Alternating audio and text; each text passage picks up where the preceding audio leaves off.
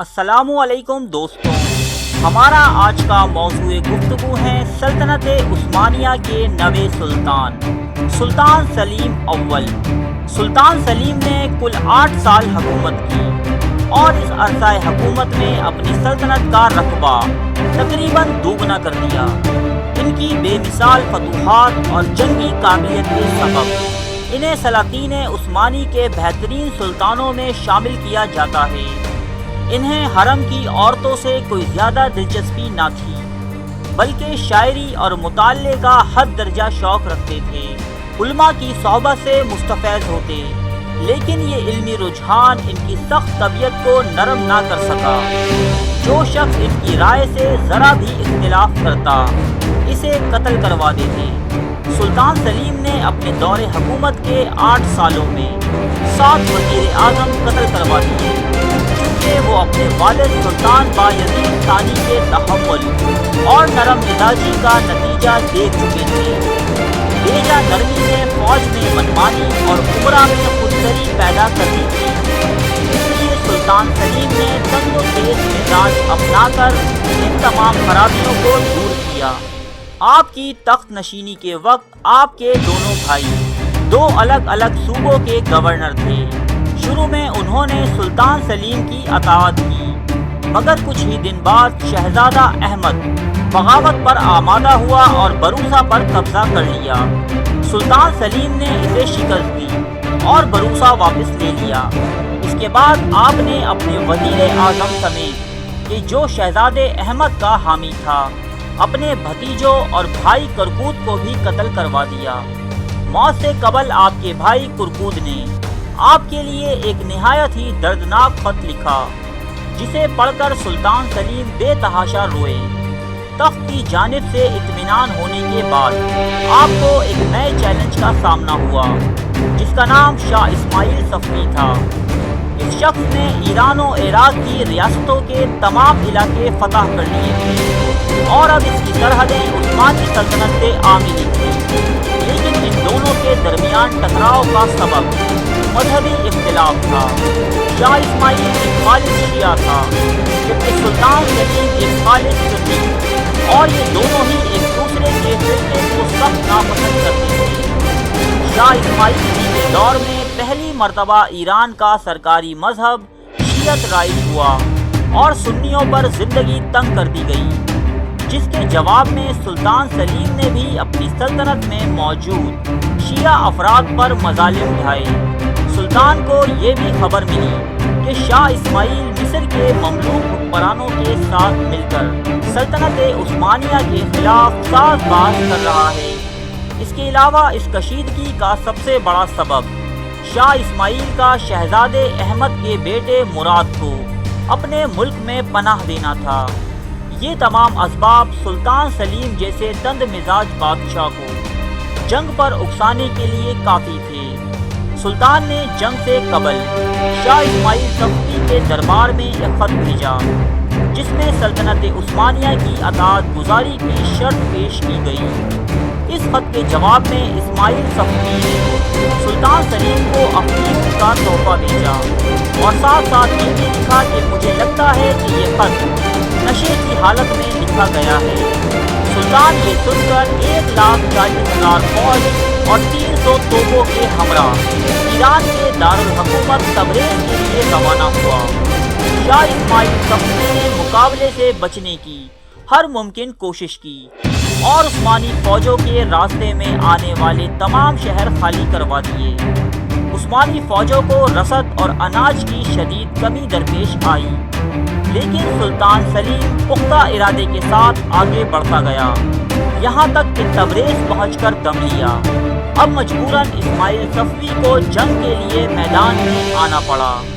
ایرانیوں نے شجاعت اور بہادری کی نئی مثالیں قائم کی، لیکن عثمانیوں کی طاقت و قوت کے آگے ڈھیر ہوئے۔ اس جنگ میں سب سے اہم کردار عثمانی توپوں کا رہا، جس نے ایرانی لشکر کو بھون کر رکھ دیا۔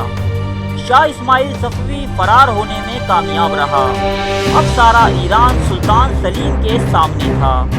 یہ چاہتا تو اسے فتح کر کے اپنی قلم رو میں شامل کر لیتا، لیکن فوج مزید پیش قدمی کے خلاف تھی، اس لیے سلطان سلیم واپس روانہ ہوئے۔ اس فتح سے کردستان اور دیار بکر کا تمام علاقہ عثمانیوں کے قبضے میں آ گیا۔ ایران کے بعد سلیم شام اور مصر کی طرف متوجہ ہوا۔ یہ ممالک 250 سال سے سلاطین مملوک کے زیر نگین تھے۔ سلطان سلیم کے دور میں ان کا حکمران کانسوا غوری تھا۔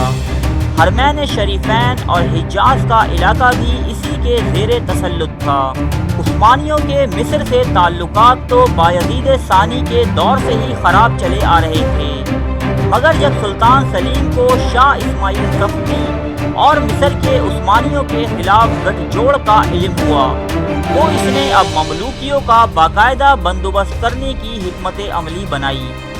اس کے علاوہ سلطان سلیم کا یہ ماننا تھا کہ خادم حرمین شریفین ہونے کے اعزاز کا مستحق اس سے زیادہ کوئی اور حکمران نہیں۔ اس لیے سلطان سلیم نے اپنے قاصد کانسوا غوری کے پاس روانہ کیے، جو اس وقت حلب میں موجود تھا۔ کانسوا غوری نے طیش میں آ کر ان ایلچیوں کو قید میں ڈال دیا۔ دوسری طرف سلیم ایک بڑے لشکر کے ساتھ قسطنطنیہ سے شام کی طرف روانہ ہوا۔ حلب کے قریب دونوں افواج کے درمیان پہلا معرکہ پیش آیا۔ سلطان سلیم مصر کے 2 بڑے افسران خیر بیگ اور غزالی کو پہلے ہی اپنے ساتھ ملا چکا تھا۔ مملوکی بڑی شجاعت سے لڑے، لیکن عثمانی توپوں کی گولے باری نے انہیں زیادہ دیر میدان میں ٹھہرنے نہ دیا۔ بوڑھا سلطان کانسوا غوری اپنی جان بچا کر بھاگا، لیکن اپنے ہی ساتھیوں کی بھیڑ میں دب کر مارا گیا۔ حلب کی آبادی نے سلطان سلیم کا گرم جوشی سے خیر مقدم کیا۔ اس کے نام کا خطبہ پڑھا گیا اور اسے شہر کی کنجیاں پیش کر دی گئیں۔ اب سلطان مزید آگے بڑھا اور مملوکوں کے زیر تسلط تمام شہروں نے اس کا استقبال کیا۔ بغیر کسی مزاحمت کے وہ اس کے حق میں دستبردار ہوتے گئے۔ ان میں دمشق، بیت المقدس اور حمص کے شہر قابل ذکر ہیں۔ اس کے بعد سلطان سلیم مصر کی طرف روانہ ہوئے، جہاں کانسوا غوری کا جانشین تومان بیگ عثمانیوں سے جنگ کی تیاریوں میں مصروف تھا۔ غزہ کے قریب عثمانی فوجوں کا مقابلہ ایک مرتبہ پھر مملوکوں سے ہوا اور یہاں بھی اپنی توپ خانے کی بدولت عثمانی غالب آئے۔ اب سلطان سلیم ریگستان عبور کر کے قاہرہ پہنچ گئے، جہاں انہیں خوشامدید کہنے کے لیے مصری افواج تومان بیگ کی قیادت میں پہلے ہی موجود تھی۔ یہاں ایک نہایت خونریز جنگ پیش آئی۔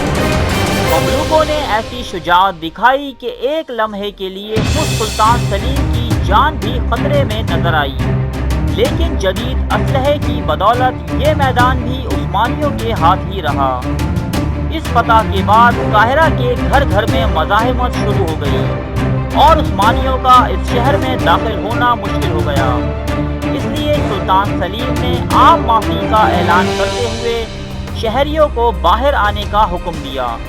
بعد میں سلطان نے تمام شہریوں کو تہ تیغ کروا دیا۔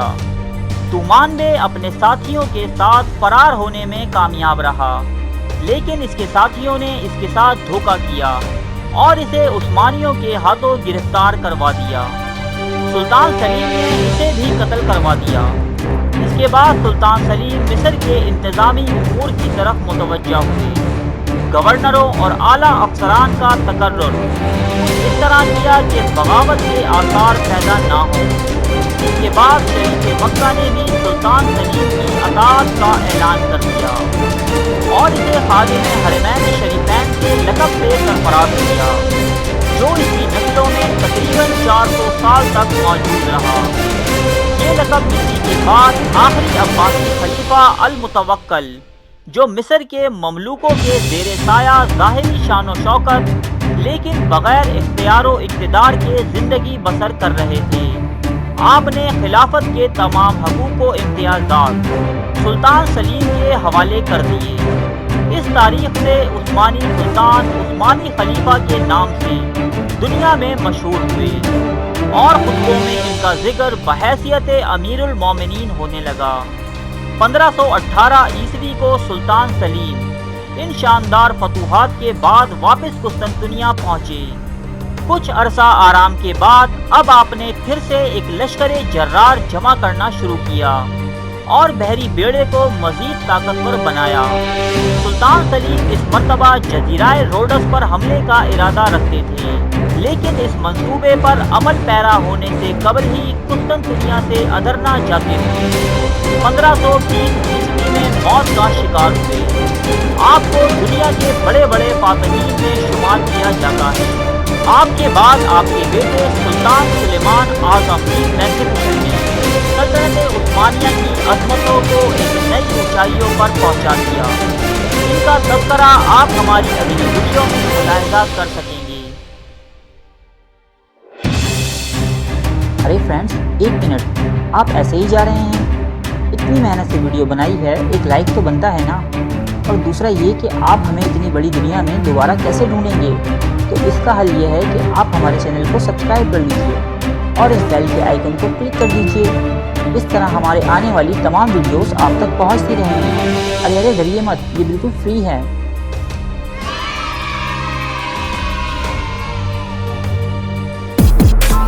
Press the bell icon on the YouTube app and never miss another update.